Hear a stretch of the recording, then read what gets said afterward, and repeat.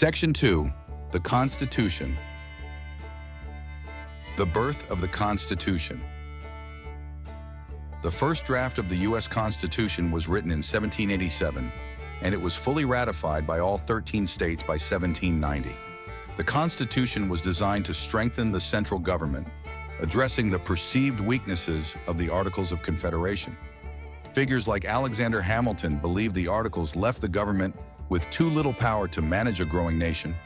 However, understanding the Constitution requires more than just reading its articles or even the Bill of Rights.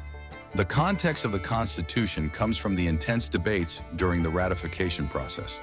These debates, which spanned over 3 years, involved the states, with each state grappling with whether to accept this new framework of government.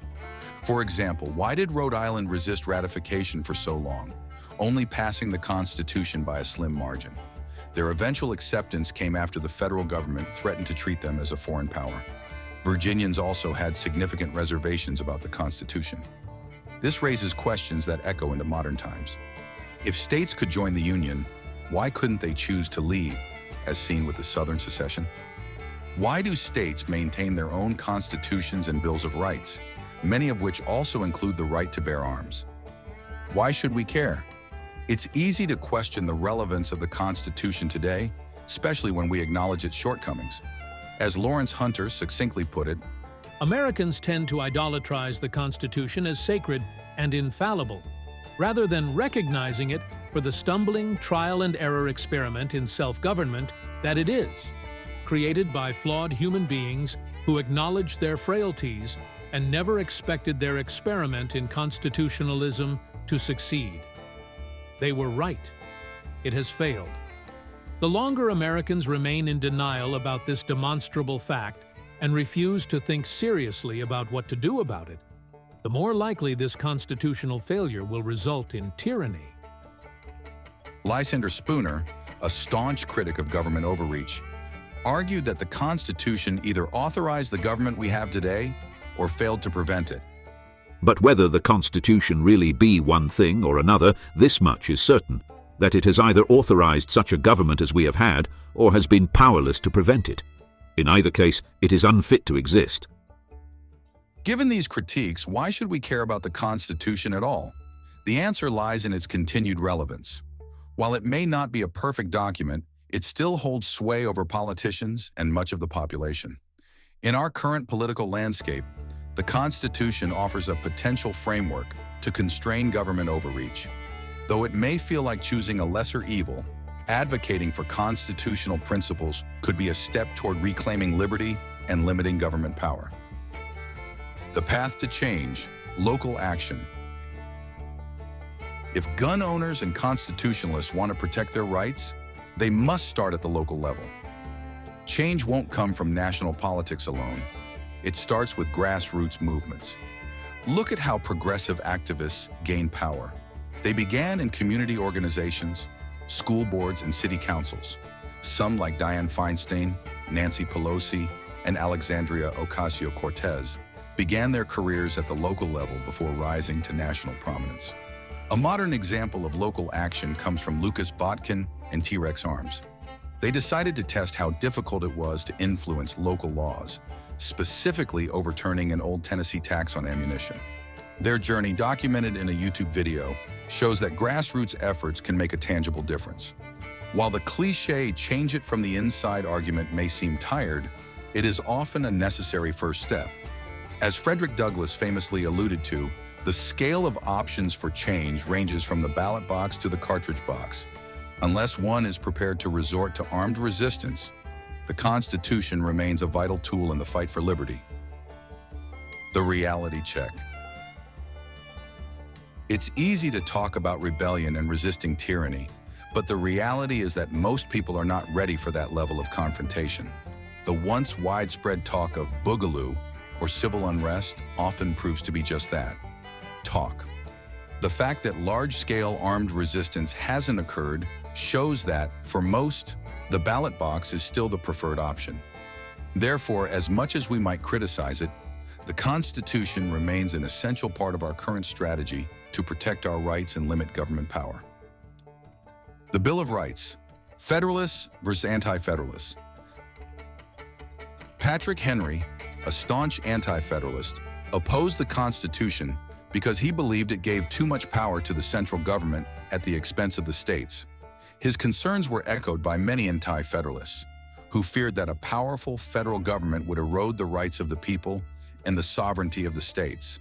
In response, the Federalists assured them that a Bill of Rights would be added once the Constitution was ratified. In many ways, both the Federalists and the Anti-Federalists were correct in their assessments. The Federalists argued that a Bill of Rights was unnecessary because any power not explicitly granted to the federal government was reserved for the states and the people. They feared that listing certain rights could be seen as exhaustive, potentially leading to the assumption that the government could infringe on rights not mentioned in the document. Alexander Hamilton expressed this concern in Federalist 84. I go further and affirm that bills of rights, in the sense and in the extent in which they are contended for, are not only unnecessary in the proposed Constitution, but would even be dangerous. They would contain various exceptions to powers which are not granted, and on this very account would afford a colorable pretext to claim more than were granted. For why declare that things shall not be done which there is no power to do? Why, for instance, should it be said that the liberty of the press shall not be restrained, when no power is given by which restrictions may be imposed? I will not contend that such a provision would confer a regulating power, but it is evident that it would furnish, to men disposed to usurp, a plausible pretense for claiming that power. On the other hand, the Anti-Federalists insisted that without explicit protections, the federal government would eventually claim powers not enumerated in the Constitution. They believed that unless certain rights were written down, they would be vulnerable to government overreach. So, who was right? In many respects, both sides had valid points. The Anti-Federalists were correct in believing that a Bill of Rights was necessary to protect individual liberties from federal encroachment. Today, we hear people invoke their First Amendment rights or argue that their right to bear arms shall not be infringed. The reality is that these rights exist inherently, regardless of the Bill of Rights. You have the right to free speech and to bear arms. Those rights are not granted by the Constitution, they are recognized by it. But the Federalists were also prescient in their warnings. A common argument among advocates for gun control, ASDM, is that the Second Amendment doesn't cover discourse. This line of thinking suggests that the Bill of Rights is a finite list of permissions rather than a recognition of pre-existing, unalienable rights. The founders anticipated this issue. James Wilson of Pennsylvania stated, "In all societies, there are many powers and rights which cannot be particularly enumerated. A Bill of Rights annexed to a constitution is an enumeration of the powers reserved. If we attempt an enumeration, everything that is not enumerated is presumed to be given.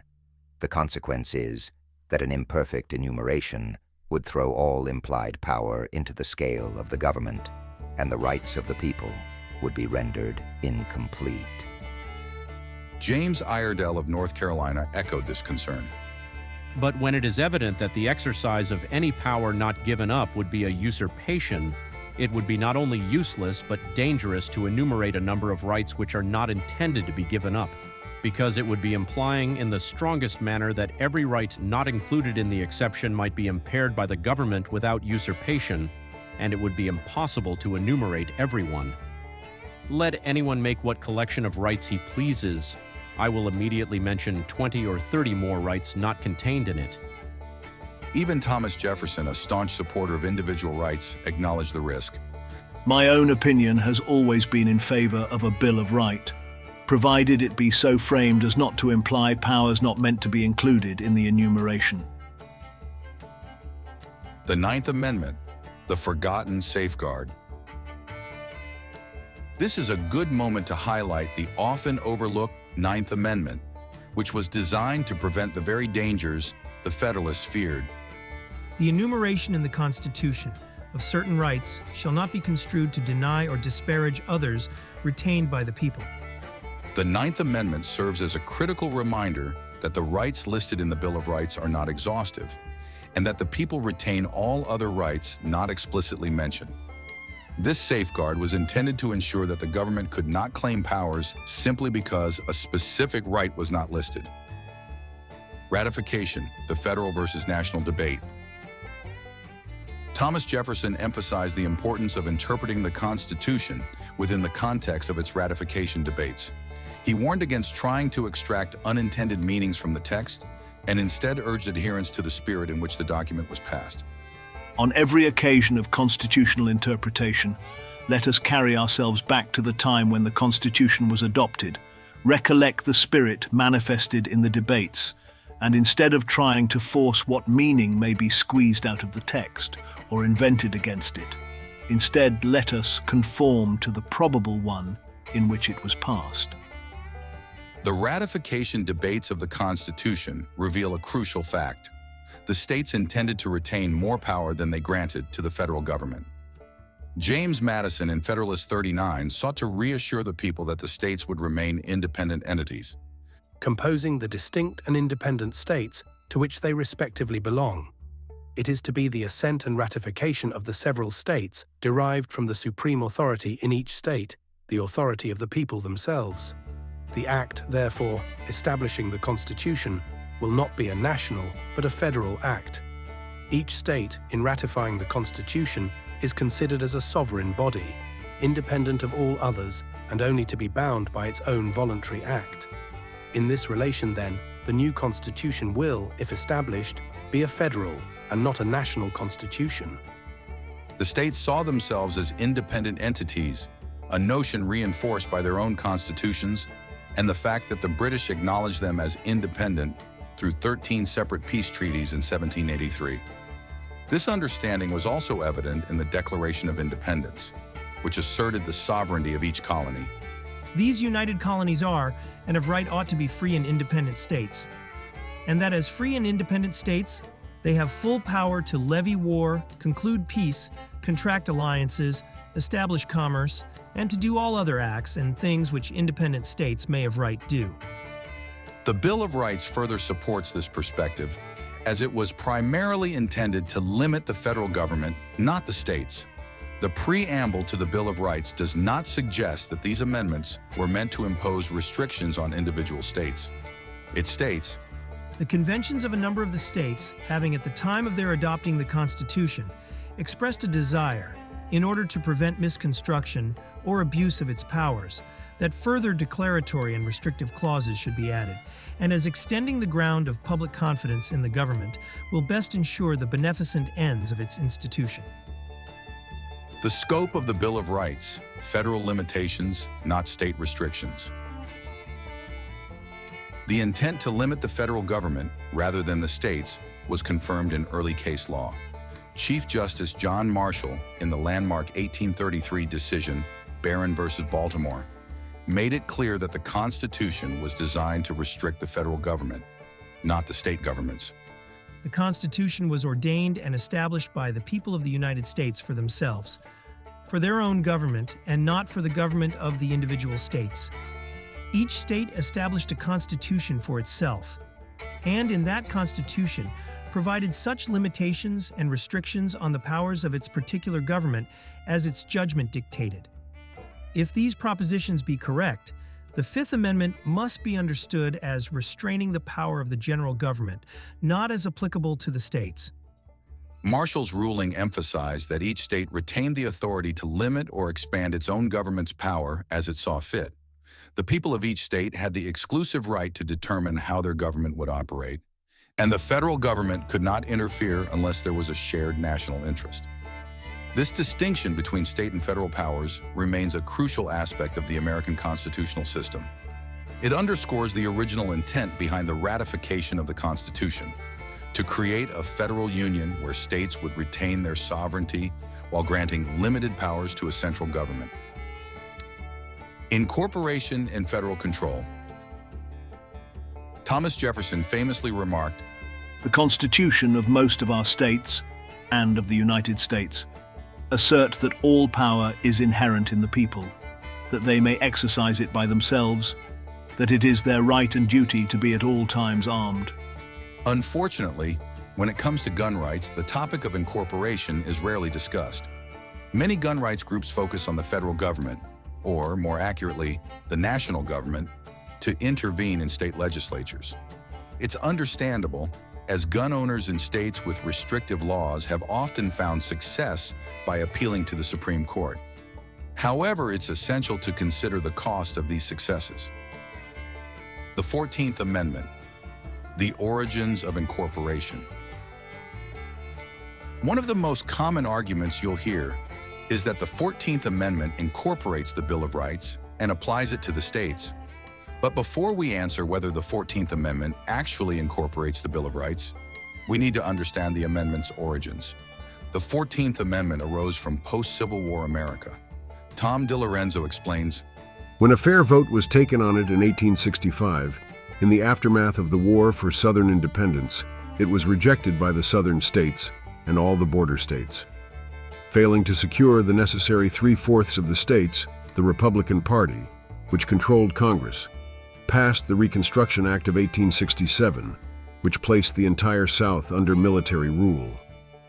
The purpose of this, according to one Republican congressman, was to coerce Southern legislators to vote for the amendment at the point of a bayonet. President Andrew Johnson called this tactic absolute despotism, the likes of which had not been exercised by any British monarch for more than 500 years. For his outspokenness, Johnson was impeached by the Republican Congress. The South eventually voted to ratify the amendment, after which 2 northern states, Ohio and New Jersey, withdrew support because of their disgust with Republican Party tyranny. The Republicans just ignored this and declared the amendment valid, despite their failure to secure the constitutionally required 3/4 majority. In other words, the 14th Amendment was forcibly implemented, raising questions about its legitimacy. However, since it is now an amendment, we need to examine whether it truly incorporates the Bill of Rights to apply to the states. Legal precedent, the courts on the 14th Amendment. If the 14th Amendment had indeed incorporated the Bill of Rights, it would have marked a drastic shift, severely limiting state sovereignty. However, historical legal cases after the passage of the amendment suggest otherwise. In the slaughterhouse cases of 1873, Associate Justice Samuel F. Miller wrote for the majority, stating that the 14th Amendment had one pervading purpose, which was to protect emancipated blacks. The amendment did not, however, shift control of all civil rights from the states to the federal government.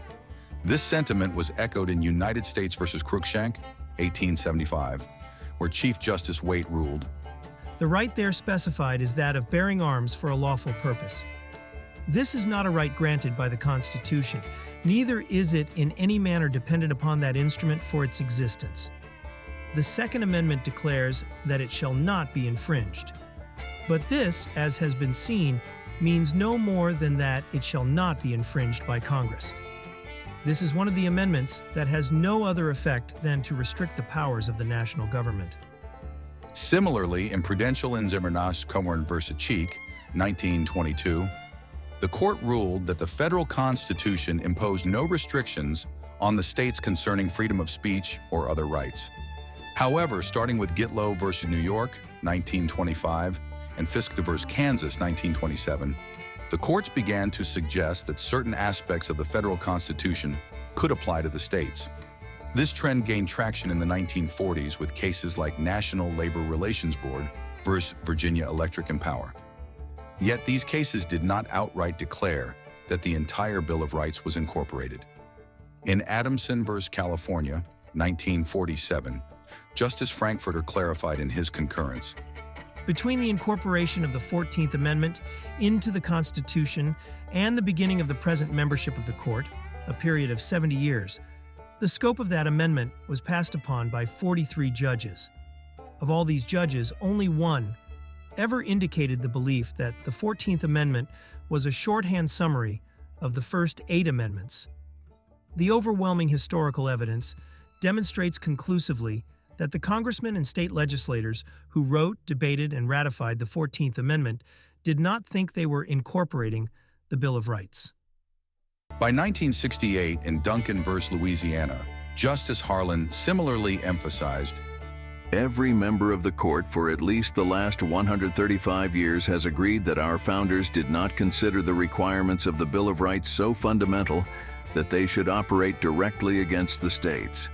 The early legal consensus was clear. The 14th Amendment did not incorporate the Bill of Rights. States continued to update their own bills of rights after the ratification of the 14th Amendment, indicating they did not believe the Federal Bill of Rights applied to them. The rise of incorporation, judicial overreach. It wasn't until the 20th century that courts began to assert that the Bill of Rights applied to the states through the incorporation doctrine. This shift was driven not by legislation, but by politically appointed judges. Justice Hugo Black, a former Klan member and New Deal advocate appointed by Franklin D. Roosevelt, played a pivotal role in advancing incorporation. Later, Chief Justice Earl Warren, infamous for leading the Warren Commission, further pushed for incorporation. As Kevin Gutzman criticized, "This is what the incorporation doctrine has given us. In place of reservation of these areas of law to state governments for regulation via legislative elections, we get seizure of control over them by unelected, unaccountable, politically connected lawyers, that is, federal judges, who purport to substitute reason for the, one infers, unreasonable regulations crafted by elected officials." McDonald versus Chicago, 2010. A modern example. Much like the 2008 District of Columbia versus Heller case, McDonald v. Chicago in 2010 dealt with restrictions on handguns. In this case, the city of Chicago had banned the possession of handguns.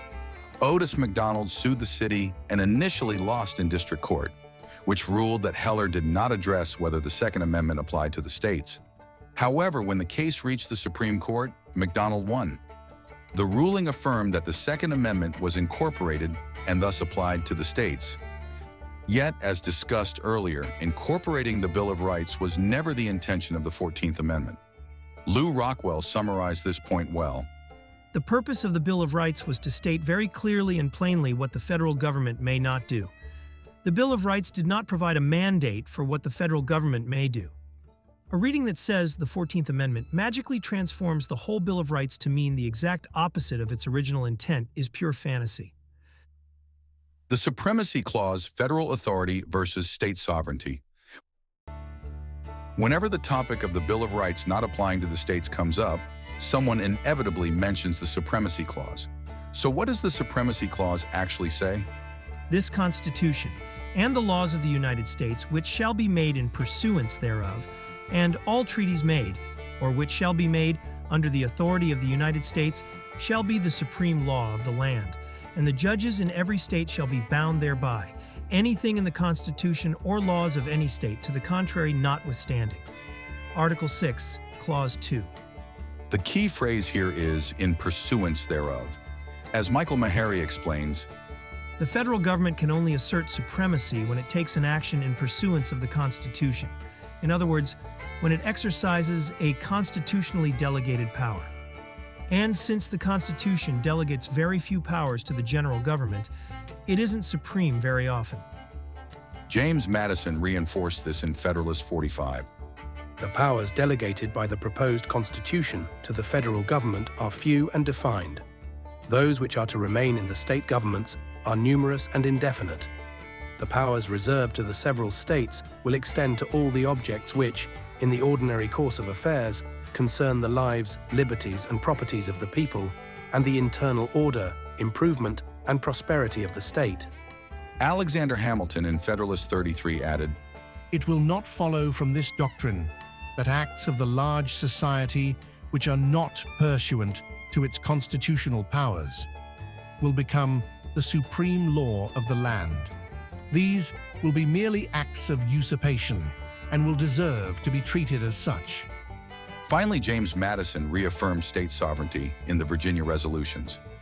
The states then, being the parties to the Constitutional Compact, and in their sovereign capacity, it follows of necessity that they must themselves decide, in the last resort, such questions as may be of sufficient magnitude to require their interposition. For a more in-depth discussion of this topic, I recommend Michael Meharry's book, Constitution Owner's Manual. Section 2, The Constitution. Thanks for tuning in.